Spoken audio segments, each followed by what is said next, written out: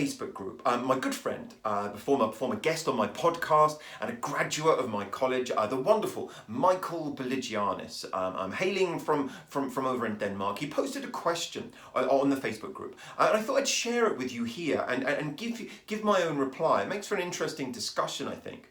And he was writing about a discussion that he had with another hypnotherapist regarding selling packages as opposed to single sessions for hypnotherapy. He said that he always sees people for a minimum of 3 sessions because he wanted to teach his clients that change belongs to them, and that he wanted to teach them the skill set that's required to hypnotize themselves. And he spoke about wanting clients to invest themselves in the process and not just arrive wanting to get something done to them. He said that he's had some clients at the second session staring at him and wondering what they were going to use the rest of the sessions for, as they had been totally free of the problem since the first session. So Michael was saying that the moral dilemma struck him. Is it okay, is it all right to sell packages of sessions when maybe all that's needed sometimes is a single session, just one session? On the other hand, he said that he believed in training the brain, rehearsing and repetition, and he also sees a benefit in preparing the clients for possible setbacks and training them to take care of themselves. He went on to mention that many clients are still seeing hypnosis as if it's a kind of magical approach, something that's done to them, and may think that just after one session, if it didn't work, that hypnosis was not for them. That they start to think to themselves, they tried it once and just can't be hypnotized, and it's just snake oil or something along those lines. He was worried that could potentially be harming the profession, too much of that. So his question, so he posed the question, what is your approach and your reasoning for doing so, as far as number of sessions were concerned and packages? There were some amazing answers on this thread, many giving a really good case for working to a single session and seeing how things go before booking the next session, which is how a great many hypnotherapists work. I'd say that's a very popular, probably the most popular way that hypnotherapists work. And I do recommend that you watch my video, by the way, about the super fast therapy brigade here on this channel, the Hypnosis Geek YouTube channel, where I give my thoughts about those for whom therapy has to be faster and faster and faster.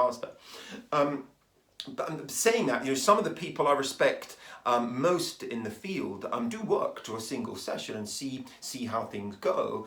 But I work differently. And so here is my answer to Michael's question. And I framed it in terms of, when I train for a marathon or an ultra marathon running event, I can pretty much run the distance and get myself around that full distance on the first day of training. But I still engage in the full 16-week training program. Pretty much all the events, 16-week training programs that I engage in, for a wide number of reasons. I don't decide, that I've achieved my aim or I'm capable of achieving my aim already and then stop or not proceed with that program. So I only work with my clients for a minimum of 5 sessions. The first is an orientation, to orient the client to me, to teach self-hypnosis clients, to orient to the approach, share a conceptualization of the problem, and develop the working alliance, our relationship. The other sessions then are the treatment plan implementation, which we've previously agreed collaboratively, with the client.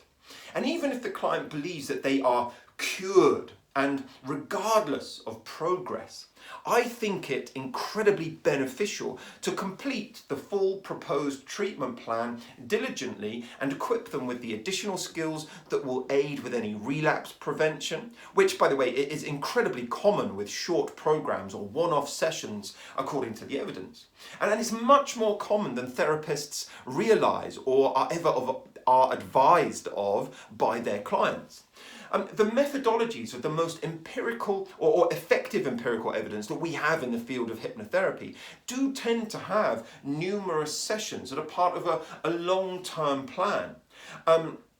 such as Worrell or Paulson's approach to IBS, irritable bowel syndrome, and all the reviews for IBS, indicating that 7 to 10 sessions are best. Across all psychological approaches to weight loss, for example, it's been shown that a long-term vision and longer-term thinking is the best solution for effective maintenance. And I think that it's crazy to work to a one-off session for weight reduction, for example, and then see how that person gets on. A long-term involvement with the therapist, adhering to a lengthier vision, makes complete sense in so many ways with regards to that particular application. So, our clients have a vision.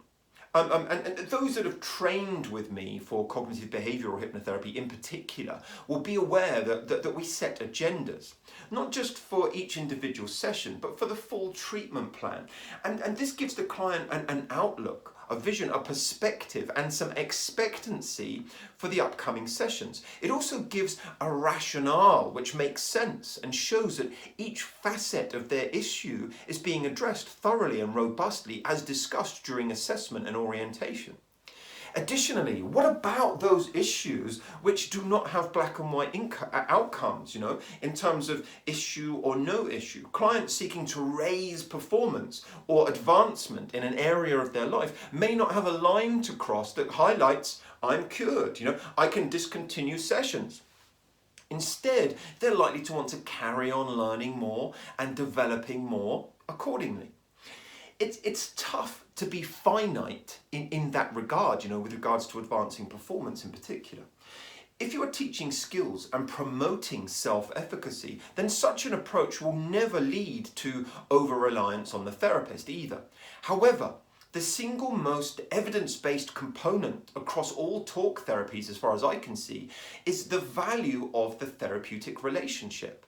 And sometimes in the absence of good therapy even, when there's a good, strong and effective working alliance between patient and therapist, outcomes are raised and improved. And this, the working alliance is easier to achieve and develop with shared goals, with shared understanding of the problem, shared tasks and a bond of trust. Thank you, Mr. Bourdain.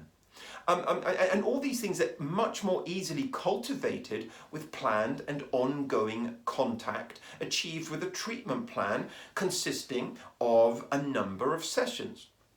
So therefore, if someone says to me, I've done it, I've achieved my therapeutic goal, as per the scenario that Michael mentioned in his Facebook group post, you've got a couple of responses. Firstly, you could respond and share that this is great progress. The additional sessions are not necessary. The package has done its job sooner than anticipated.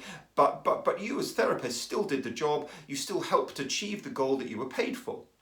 If, however, this kind of rankles with you ethically, or this has not been explained or covered in your terms and conditions, which is the case with me, then you can refund a portion of the fees, or you can keep the sessions open to use at a later date should they ever need them or want them. Or secondly, you could state that you think it wise to complete the program that you both put in place originally, and that you be, kind of belt and braces in your approach. This will also aid relapse prevention. It will equip the client with additional lifelong skills and ensure that we've been diligent. And this is what I'd do, or rather, this is what I do. It's worth bearing in mind that regardless of how we engage in thorough feedback throughout our sessions, the client may not always be honest or accurate or even realistic regarding their own progress. So completing a thorough program of sessions can ensure robustness of approach and serving them best. And again, I stress that clients are notoriously bad at giving honest feedback, even when we have an amazing working alliance and really good high-level rapport.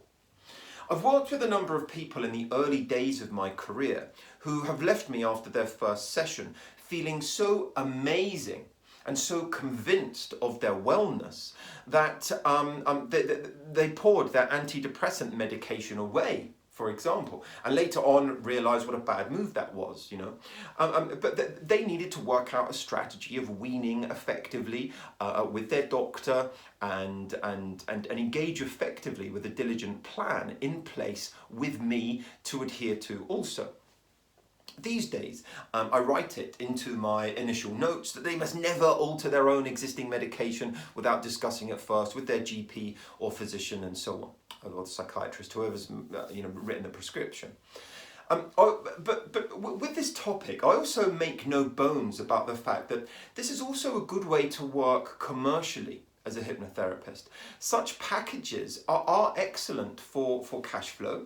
They get client commitment. They make for an effective business in my experience. I see so many hypnotherapists struggling to achieve the financial goals that they have. And I believe that one such reason is the historically poor model of paying per session that is perpetuated within this field. Hypnotherapy is more popular than ever, and more information about it is available to the public. Yet, we all have to compete with an increase in poorly trained, cheaper therapists, meaning more people are struggling to make ends meet as a hypnotherapist. I think if more hypnotherapists offered effective packages of sessions and set themselves apart from the cheaper alternatives, the better many of them could do professionally and commercially. I state this openly and often in my classrooms, yet very few people ever implement such a model. And it's one of the reasons that I think they struggle, because I think that the old and safer feeling models are simply not effective, but they still get perpetuated. Some clients may not get the immediate results that they were hoping for, and after the first or a single session decide that therefore hypnotherapy is not for them, and they may not return. Yet a longer term approach would enable you to examine that and deliver further, knowing that a longer term plan is in place, and keep them in a different mental space about the prospects and the potential of hypnotherapy. So I think therapeutically, having a longer term strategy and series of sessions aids the therapeutic process too. I think it's serving the client.